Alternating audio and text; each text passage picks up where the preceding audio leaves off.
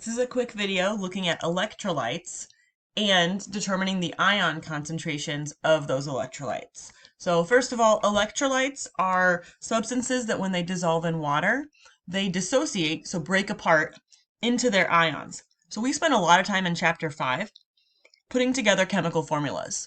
So me giving you two ions and then having to put them together so the charges cancel. This is also when we did our naming, okay, in chapter 5. So in chapter 5, we put together ionic compounds, which were positively charged things. So something from group 1A, which has a +1 charge, group 2A, which has a +2 charge, group 3A, which is also group 13, which has a +3 charge, with something with a negative charge. So like group 7A or 17 has a -1, group 6A or 16 has -2, group 5A or 15 has a -3, plus all those lovely polyatomic ions. Okay, so things that we put together in chapter 5 from ions are the same things that are considered electrolytes. We put them together by adding ions together in whatever ratio was needed for the charges to cancel. So when they're added to water, what happens is they dissociate back into those ions and float around as individual ions instead of as big molecules. Now, not every compound does this. Only ionic compounds and strong acids do this. Binary molecular compounds, the ones that the names had the di, tri, tetra, penta, whatever prefixes, those stay together as a molecule, as well as the larger molecules, which we haven't really talked about, things like sugar, which is C6H12O6. Those are all nonmetals. They are not made up of ions, so they do not dissociate.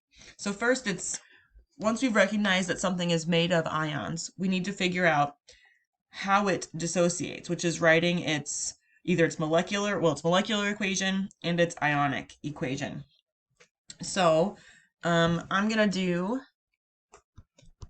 K2CO3 solid. So when we add this to water, it is going to dissolve according to the solubility rules. It dissolves, so it's going to be K2CO3 aqueous, which means it's dissolved in water. Okay, well, that's wonderful. That's the molecular equation. It's written as a molecule. So I'm going to write Me for a molecular equation. Well, it turns out the potassium carbonate is made up of ions. And I know this because potassium is in group 1 or group 1A, which has a +1 charge. That makes it an ion. Carbonate is one of our polyatomic ions. So this is made up of ions. So K2CO3 is the way the molecule is written, but it's made up of ions. So when it dissolves in water, it's going to break into those ions. So when we put this together, or if we were to put this together, this chemical formula tells me there are two potassiums, K2. Okay, so potassium, potassium. Now I do want to write the charges because they're ions. Now it says 1 carbon and 3 oxygens, but what we have to remember are polyatomic ions stay together. So those polyatomic ions, we can look at our polyatomic ion chart and say CO3, and we can recognize it's got a 2- charge, either because there's a +1 and a +1, two +1s, so a +2 on the potassiums, which would make this have a -2, or if you look on your polyatomic table, it says CO3 2-. Okay, so this is just me looking at the molecule and breaking it into the pieces. So when I write the ionic equation, all I'm going to do is write those pieces on the product side, on the other side. So what I want to do is I want to show that there are two different potassium ions. So I could write 2 potassium ion, so write the charge, aqueous. It's dissolved in water, so it is aqueous. And 1 CO3 2- ion aqueous. If you would rather write potassium aqueous and potassium aqueous and carbonate aqueous, that's the same thing. What I did is I just took these two and condensed them into that in the first one. So that's fine. Both of these are saying the same thing. So once we've thought this out, once we've determined that something is an ionic compound, so it's an electrolyte, and then we figured out how it breaks apart, we can look at what the concentration would look like. So let's say I have a 0.12 molarity, which is a concentration unit, saying how concentrated this is, solution of potassium carbonate molecule. Okay. So they measured out the K2CO3 until they had 0.12 moles of it and added it to water until it got to 1 liter. That's just one example of how this concentration could have happened.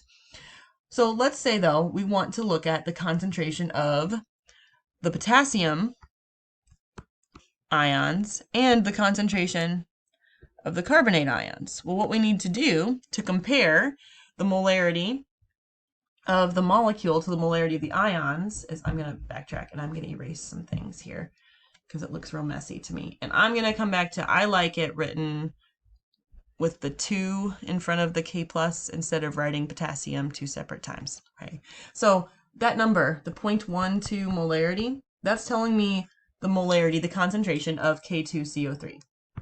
What we want to know is the molarity of the potassium and the molarity of the carbonate. So what we need to look at are kind of the ratio of this. Well, there's 1. I know you don't see a 1 right here, but remember in balanced equations, if there's nothing written, it's like there's a 1, okay? Well, for every 1 K2CO3, there are 2 potassiums. So when I'm looking at the concentration of potassium carbonate and then looking at the concentration of potassiums, I would need to multiply the K2CO3 number times 2. So I would take the 0.12 times 2 would give me 0.24. So what I'm looking at is that compared to that. Okay. Now, if I'm looking at carbonate, what I'm looking at here is this compared to this. So for every 1 K2CO3, we have 1 CO3 2 minus. So if this is 0.12, then this is also 0.12, or it'd be like 0.12 times 1 equals 0.12 molarity. So in order to figure out the concentrations between them, you have to first write the ionic equation for the molecule into its ions. And then what you're going to be looking at are these numbers and how they're related to each other. Let's do one more. Let's do sodium phosphate. So first, the molecular equation. So it starts out as a solid. Sodium phosphate dissolves in water. So when I add it to water, it would become aqueous. Now, let's look at the ionic equation. So let's look at this aqueous sodium phosphate and see what really happens. So the sodium phosphate is made up of 4 pieces of sodium, a second sodium, a third sodium, and 1 phosphate. Again, if this is confusing, go back and check out chapter 5 when we were naming things and putting ions together. That's when we first looked at this. So we did things like this where we said, okay, +1, +1, +1, that's a total of +3. Phosphate, that's a total of -3. So that's how that's a neutral ionic compound. So when I write the ionic equation, all I'm going to do is represent, I need to have all 4 of these pieces represented. So sodiums, I have 3 of them. So I'm going to write 3 sodium ions, aqueous. And I have 1 phosphate, so I'm just going to write PO4 3 minus. Okay, let's say that I have a 0.2 molarity of the molecule sodium phosphate. And I want us to determine the molarity of sodium ion and the molarity of phosphate ion in that situation.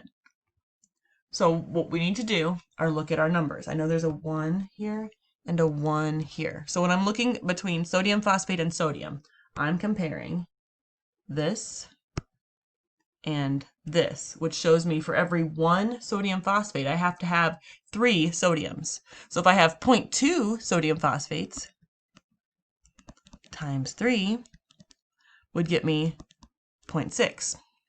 When I do it for phosphate, well, I'm comparing this one to this one. Tells me for every 1 sodium phosphate, I have 1 phosphate. So instead of 1, I have 0.2. I have 0.2 sodium phosphates. So I would have 0.2 phosphates. So it's all about those numbers out front, the coefficients of our balanced ionic equation, or how we compare the concentration of the molecule compared to the concentration of the ion.